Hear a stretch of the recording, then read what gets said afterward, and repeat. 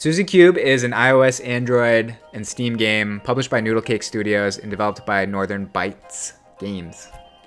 Suzy Cube is a 3D platformer. I played it on iOS on my little iPhone, but it's also available on Android and Steam.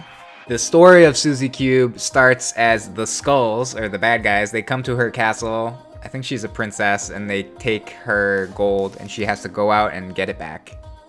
So the first thing you'll notice when you get into the game is the minimalistic style they decided to go with. They use primary shapes and colors to create hundreds of different things.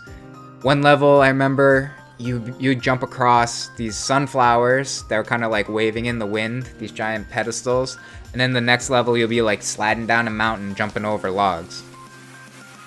So they decided to go with a fixed camera in a 3D game. I know it sounds a little bit odd, but I guess it's to the player's benefit. Since the controls are a little bit difficult on a mobile device, they decided that you don't have to fight the camera as much. It really works out on some of the levels, especially the chase levels when like water is chasing you up a mountain or lava is following you up a mountain and you have to outrun it. You really don't want to be screwing around with the camera when you want to just focus on the controls and not die. And as an added benefit to having these fixed cameras, it allows the developers to hide more stuff within the level, so you actually have to go and look for it behind the line of sight of the camera. So the thing that I was most apprehensive about in this game were the controls. You know how shitty controls can be on iOS or mobile devices without a separate controller or whatever. But I really didn't have that much problem with this. The left thumb moves Suzy around, the right thumb makes her jump. That's really all you need. Towards the later stages though, the levels get a little bit more tighter.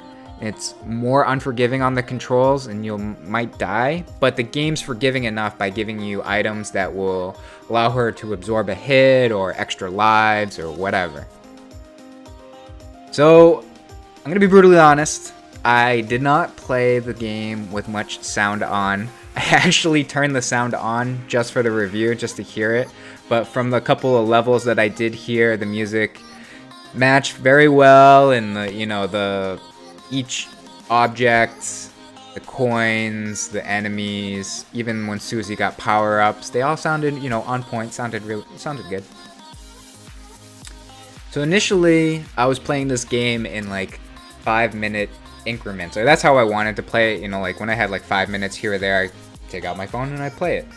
But I've quickly found myself playing it for longer than 5 minutes. The quality of the game is really good. It makes you want to progress through the levels and the worlds and see what's next. But in the same breath, the game has features like checkpoints and saves so that you don't really have to play for that long. You can play in 5-minute intervals or whenever you have time.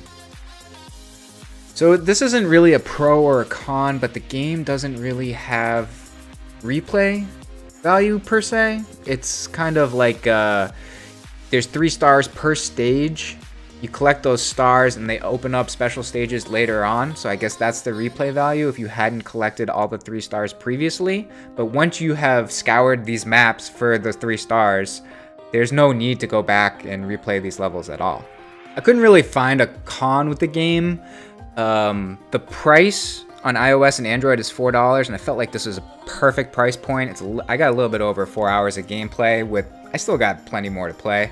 I looked on Steam and I saw that was $8. I felt maybe this price was a little bit steep, so you might want to wait for one of those Steam summer sales to pick this one up. For a rating for Suzy Cube, I'm going to give it a 9 out of 10. You should go check it out. It's a really great game. One of the better ones I've played on iOS.